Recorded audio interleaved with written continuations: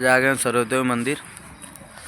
मन था रात को आप लोग को ब्लॉग में दिखाने के लिए। सर्वोदय मंदिर देखिए, यह वाराणसी में पड़ता है, उमराह क्षेत्र में पड़ता है। काफ़ी खूबसूरत बना हुआ है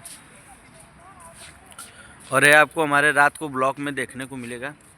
टेंशन ना लीजिए, ज़बरदस्त बना हुआ है वाराणसी ज़िले में, बाबा ब्लॉग्स पे। या ज़रूर आइए, विजिट करिए, घूमिए, देखिए, घूमने लायक है।